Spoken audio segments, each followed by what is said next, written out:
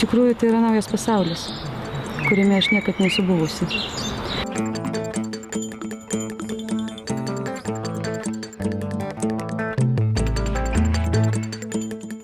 Suprantu, kokia čia yra švara, kaip tai yra tikra. Ta energija gimsta iš laisvės. Tada lengva gyvenime orientuotis ir suprasti, kas vyksta iš tikrųjų.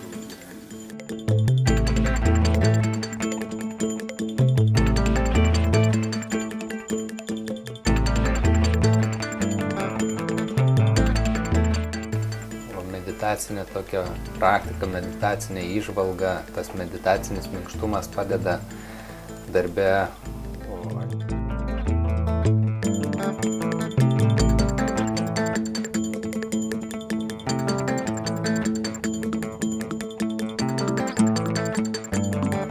Taip jaučiuosi.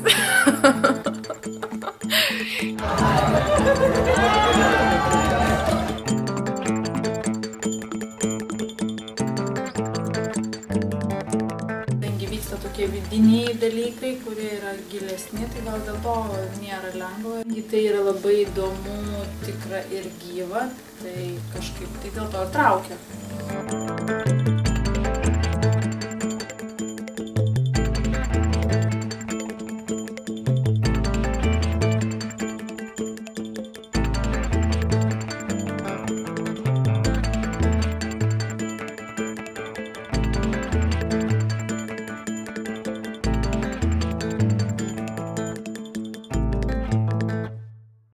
Aš džiaugiuosi atradęs dabar jau prieš 23 metus meditaciją, pamatęs, kad dinaminė Osho meditacija yra puikiausias metodas sveikai, turtingai, laimingai sujungti sielą su kūnu.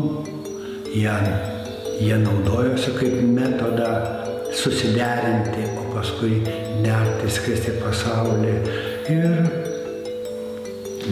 dalinuosi su tais, kurie turi inteligentiškumą tai pamatyti ir taikyti, kaip ir kiekvienas žemės žmogus gali tai naudoti.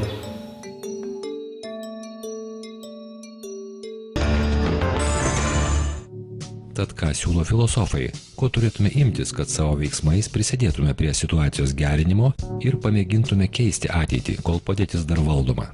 Tai yra darbas su savimi, tai yra savęs atradimas, tai yra įsiklausimas į save per meną, per poeziją, per kultūrą, per meilę, per meditaciją, praktikas, meditacijų centrų kūrimai. Tiesiog atsisakyti visuomenės mums spraudžiamų klišių. Šitas mąstymo keitimo kelias gali išgelbėti žmoniją.